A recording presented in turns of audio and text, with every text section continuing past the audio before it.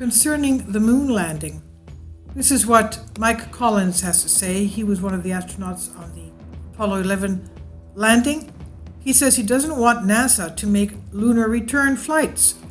Moon landing legend Mike Collins stated that he did not want to go back to the moon when probed on NASA's plans to return to the lunar surface in 2024.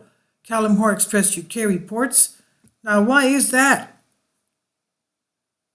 The legendary astronaut played a pivotal role in getting Neil Armstrong and Buzz Aldrin into the moon July 21st, 1969. He was dubbed the loneliest man in the universe because Collins spent 21 hours orbiting alone in the command module as his colleagues stole the show by becoming the first two men to walk on our natural satellite, the moon. Just 6 hours and 39 minutes after the Eagle landed at Tranquility Base, Armstrong stepped off the lunar lander, delivered his one small step speech before Aldrin joined him 20 minutes later. And together, both astronauts buried the US flag into the surface, bringing an end to the bitter space race with the Soviet Union. In 2019, Collins returned to the Kennedy Space Center Launch Complex 39A, the spot Apollo 11 set off from 50 years earlier, and he told NASA TV it was a wonderful feeling to be back. And he said, "There's a difference this time. I want to turn and ask Neil a question, and maybe he'll tell Buzz Aldrin something, and of course, I'm here by myself." Collins marked the precise moment.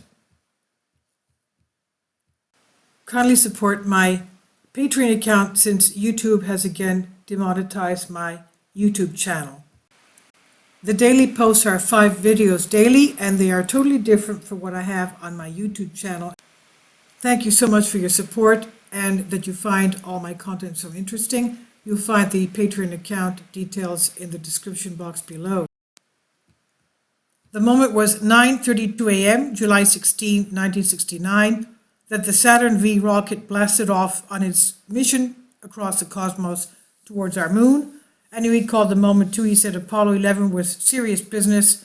We, the crew, felt the weight of the world on our shoulders.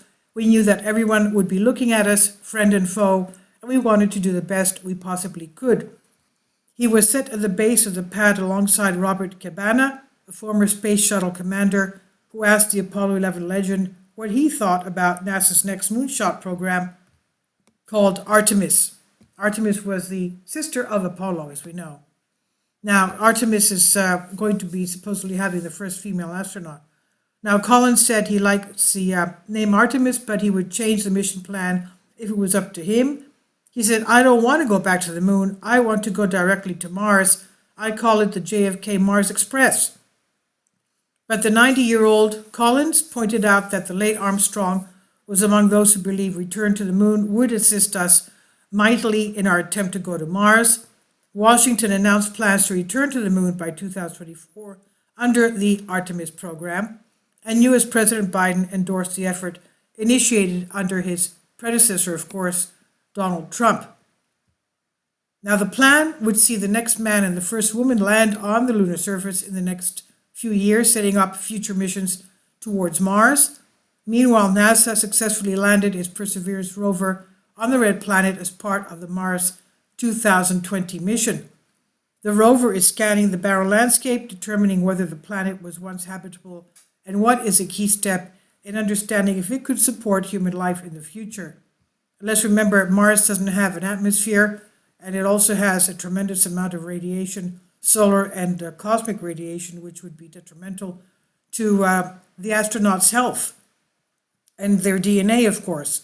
Now, concerning what this article says, no proof of past or present life, as we know it, has been found yet on Mars, but evidence has shown during the ancient Noachian period, the surface environment of Mars had liquid water and may have been habitable for microorganisms.